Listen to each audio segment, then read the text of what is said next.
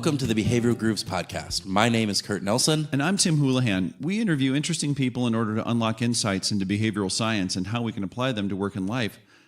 Except today. Except today, because today we are doing our third grooving session, Tim. Dig it. And those grooving sessions are where Tim and I dissect a topic that we find interesting, and hopefully you will find interesting as well. But it is just Tim and me grooving away, talking about what we know or what we don't know. Dissecting takes me right back to 8th grade science and pulling a frog apart and just hoping there wouldn't be any blood. I don't know why. So what are we going to dissect today, Tim? Let's dissect cash versus non-cash. Ooh, this is a topic that you and I are very, very familiar with. It is what we have done a lot of work with, particularly you. I am more on the periphery of this, but you have done a lot of work on this. Dissecting and periphery in the same conversation. Wow. Hey, I get the Merriam Dictionary word of the day every day on my computer. It's one of my favorite little emails that I get. It's there's a new word. It's a new word. Yeah. Okay. Yeah. I'm not gonna, But we digress. Digress. There's another word. All right. Okay, so the question is it appropriate, or when is it appropriate to use non-cash rewards as a reward mechanism, not pay, right? Compensation, like my mortgage doesn't get paid with points. My mortgage gets paid with cash. Right. So we need cash to live. Right. There needs to be base compensation. In the total reward story, gotta have cash. And this is then a component where it is above and beyond that normal compensation, your annual pay, right? Even your quarterly bonus or commission checks on that to right. Degree. Not getting into that knitting. Okay. This could be for salespeople achieving certain things, especially spiffs, contests, things like that. Okay. And it could also be rewards for employees to be recognized. Okay. For achievements, whether they're small achievements or large achievements. Okay. So, Tim, help us understand. So, with all of the research that's been done on this, and in some of the research that you have done specifically, what are some of the reasons why, or when would you use cash versus a non-cash, or let's reverse that. When would you use non-cash type of reward as opposed to a cash reward? There's two primary environments. In the sales environment and sales incentives, non-cash works best in short-term incentives. Okay. So it's not intended to be a year-end bonus, but as a reward, it can work really, really well in short bursts. And what is a short burst? Well, up 30, 60, maybe 90 days. Okay. Not longer than that. Beyond that, it's too hard to focus. In fact, I wouldn't recommend having a contest for anything longer than 90 days. If you're at Boeing and you're selling airplanes and your sales cycle is 6 years, don't run a spiff, because it won't help. Let's just say not a sales spiff. Not a sales spiff. Right. Yes. You could do some spiffs or some contests on different behaviors and various different things. Is that correct? Absolutely, Okay. absolutely. On steps to the sale, for Right. instance. Okay. Most definitely. And so sales incentives is the first. And the second would be, or that could work with your channel, your distribution channel. That would be fine too. But in the world of employees, in the world of recognition, non-monetary rewards are great because they remove the financial element. They take the calculativeness out of the recognition. And why is taking that calculation out of the equation important? So I'm going to refer to a couple of pieces of research. One was a really great paper. Oh, damn. Research? Really? Awesome. Woohoo! Go ahead. Dan Ariely and James Heyman wrote, and I've referred to this before, one of, I think, the seminal pieces in the body of work around awards. Right. And this was the tale of two markets. Okay. And in that paper, they talked about how what they discovered was that there is a financial market and there is a social market. Okay. So we have a financial exchange that's calculative and calculable, and we do things for money. And then in the social exchange, we kind of go above and beyond that exists. And at work, it's complicated, right? Because we have a paycheck that gets us up and gets us out of bed and gets us to work in the morning. On the other hand, when a coworker comes to me and says, "Hey Tim, I've got this question on Excel," I don't say, "Well, I'm billing out at $240 an hour. Right. How much time do you want?" Right. No, there's a social exchange there. So both coexist at work. And going back to the Ford Drive model, if you look at that from that perspective, right, you have the acquire and achieve component, and then that's the bond and belong component. Bonding and belonging. Component. So we need I think that. yeah, there's that need, and so it drives a different motivational factor, and it acts in a different way than that financial component. All right, so fantastic. We understand when these two different sides, you have the sales side and in that component, you have the employee component. What are some other factors? Yeah. One more note, though, on this idea of the social exchange. When you're recognizing someone, when you're giving them a pat on the back at work, doing so in money creates a calculative mindset. Ron Kivitz was really strong on this. He's at Columbia, and I really encourage you reading his work on pre-commitment to luxuries, which is really great. But Ron talked about this calculative mindset as being just really detrimental to the culture of an organization. It turns people into coin-operated doobies. I'll only do this if I get X amount, or wow, you're really discounting my work because you gave me a $10 gift card as opposed to, or $10 in cash when I worked an hour or something for that. So now you're valuing that person is interpreting the cash reward as a value statement on themselves to some degree. And really, it starts to suck. I mean, imagine going to a dinner party with a bottle of wine for the host and leaving the price tag on it. Why would we do that? Why in the world would we say, "I value coming to your party to the tune of about $9.78? That was how much your wine? I thought that was a $30 bottle. Oh my gosh, Tim. Did you like it? Actually, I did. That was nice. There you go. All right. We digress again. Yeah. So, okay, I'm sorry. So your second question. I was asking, so what are some of the other factors that come into play? I know we interviewed Scott Jeffries, and he has done a lot of work on this. And so, Scott Jeffrey, excuse me. He's done a lot of work on this. What are some of his insights into the non-cash versus cash component? He has. Scott's done a great amount of work in this area, and he's got three sort of it's the three legs of the stool that I think are really important. And he talks about sociability, this aspect that Dan Ariely and James Heyman discovered, that the social aspect of a reward is really positive. We're much more willing to show off the new grill if we earned it with points, or it was given to us by our company in recognition, than if we just went out and bought it. If we just go out and buy a new grill, well, we just spent our own money on the new grill. But if it's a reward, we're much more willing to have the neighbors over and show it off and say, "Hey, check out my new grill! Isn't it cool?" And we wouldn't talk about that $500 that we earned that we then spent on that new grill. But by getting the grill, we now have something that we can socialize and talk about, or the big screen TV, or the trip to San Diego, whatever that would be. It becomes an object that we can then talk about and have some bragging rights to. Yeah.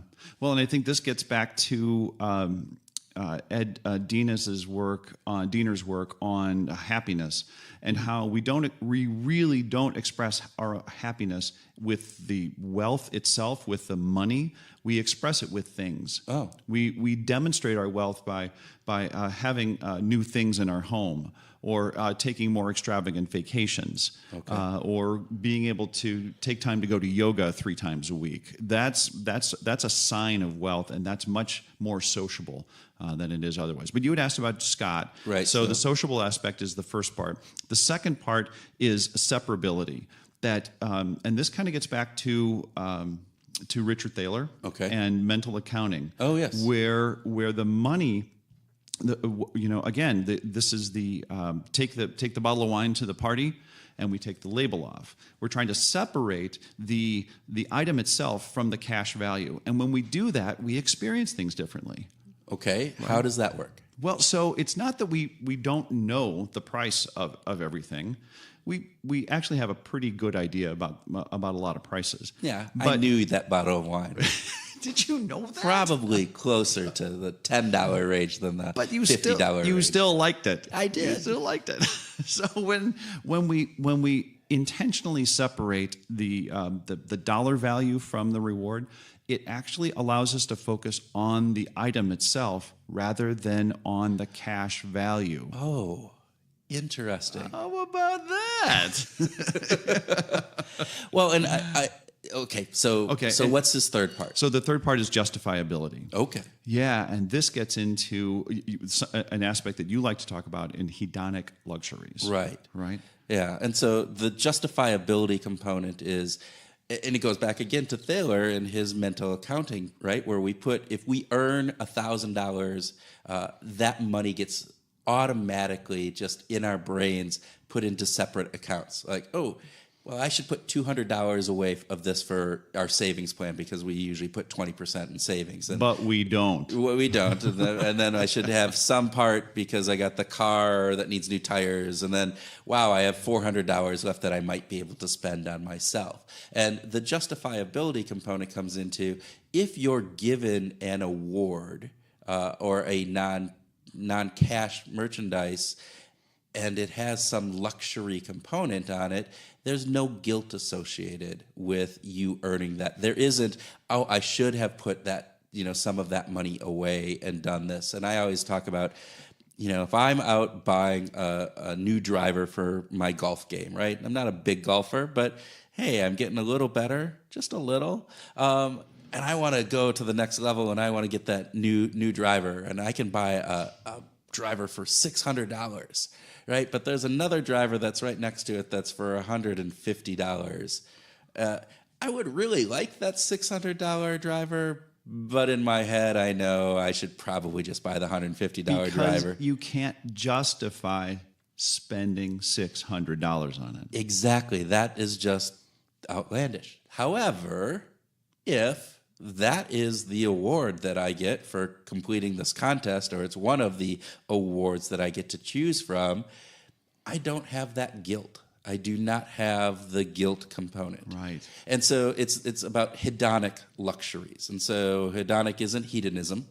So I thought we were talking about that place in Jamaica. No, it's not the place in Jamaica. It has nothing to do with that. Okay. It is about, it gets into the justifiability component. It is those awards that you wouldn't normally spend, luxurious components that you don't normally spend on yourself. And I bring in an example all the time. Working with a pharmaceutical company, they ran an annual contest that was a short-term contest, but they ran it and they had different merchandise pieces up there. And the director of incentive comp always wanted to take out this one merchandise piece, which was a washer and dryer set, a high-end washer and dryer set. He said, "Why we're giving big screen TVs and these bike packages and all the stuff. Well, who would ever want this?" It was the number one redeemed merchandise every year we ran the program. I attributed that to this justifiability component because it probably had some bells and whistles I don't remember, probably steam dry, all those kind of things. But you know what? If I'm going to go buy a washer and dryer set, that's one of those places where I'm definitely not going to spend the extra $500, $600 on those bells and whistles, right? I'm going to get that, medium line, sure, does a good job, sensible, right? Yeah. You're not going to go the extra mile. I actually did some work with Maytag. It's funny that you bring this up. And they said that when people acquired these really high-end, top-of-the-line, super streamlined, super cool, washer dryer sets, they actually invited people into their home to look at it. Yeah, so again, it can happen. These pieces of it. So those are the three pieces. So there's a sociability, separability, and justifiability. Fantastic. Yeah. All right. I also mentioned Ron Kivitz's work on pre-commitment to luxury. This Right. is something that when you were talking about this idea that if you're going to get the $1,000 bonus, you start parsing it out into, well, $600 is going to go to the credit card and $400 to the kids' braces, and I guess there really isn't going to be anything left over for me. But if it's in the form of, well, we're just going to get, the wife and I are going to take a trip, Right. Because that's what the company is giving us. We're going to have to take the trip. Then you don't have to worry about dealing with the guilt, and then you can say, okay, I'm going. This is going to be something that I can look forward to. I can enjoy it. I can enjoy the anticipation, and then I can enjoy the experience of it. Wow. Yeah. That's an important psychological component to what makes a reward a reward. Right. And what then drives the motivation to achieve that reward, which is some of the research that I know you've done where you have compared cash versus non-cash on actual performance increases. We have. And different things. And typically when you do that, what's the outcome? The outcome is inevitably that the non-cash rewards outperform, from a motivation and results perspective, they outperform the cash awards. Even when people, if you ask them in advance, as we've talked about many times, would typically pick, give me the cash. Even afterwards, even after they earned the crock pots and bicycles, and we send them a survey and say, well, just out of curiosity, you earned crock pots and bicycles. Would you rather have had the cash? And they say, yes, I would rather have the cash. And yet their performance, the actual ability to deliver more productivity on the job increased more with the non-cash. Wow. All right. So with that, do we want to summarize what we talked about here? So we started off talking about some of the insights of when to use cash versus when not to, or when to use non-cash. Yes. And we're not talking about replacing people's pay or major components that they depend upon for their mortgage, their car payment, the things that we need for life, and those are still motivating. Don't get us wrong. I'm a big believer that bonuses, cash incentives that are an annual basis or quarterly basis can be very powerful motivators. What we're talking about though are those short-term contests, either in a sales organization. Or recognition. It could be recognition, which you might accumulate over a longer period of time. Okay. You might not have a contest for recognition. In fact, recommend against a contest for recognition. All right. Okay. So that going into place. Then we talked about just the science. the two parts of this, right? There's the economic transaction and then the social transaction from Dan Ariely and James Heyman. Yeah. Then we talked about the three components from Scott Jeffrey in sociability, separability, and justifiability. Brought in some components from Ron Kivitz in some of the pre-commitment to luxury, and we also brought in some components from Thaler and mental accounting. Yeah, and we brought in research. That's our gig. Oh my gosh, this is awesome. And if listeners, if you have questions, please jump out to the behavioralgrooves.com website. Fill in the form, send us a note. We'd be happy to get back to you. Yeah, be happy to answer any questions. We geek out about the stuff, and we will answer your inquiries, whether you put it in the behavioralgrooves.com or in the show notes down here, and any comments that you have from the different things. And hey, we're on Spotify now. We're on Spotify. Yeah. Whatever that means. I don't know. What it means. Yeah, there we go. Yeah, but if you like what we're doing, you want this to continue, share it with a friend, give us a review. If you could write a review. Tim did some interesting research we'll talk about at some point about why people write reviews and their actual personality profiles that go along with that. Yeah. So if you want to hear about that, write us a review so we can continue doing this. Yeah. Thanks for listening. Adios.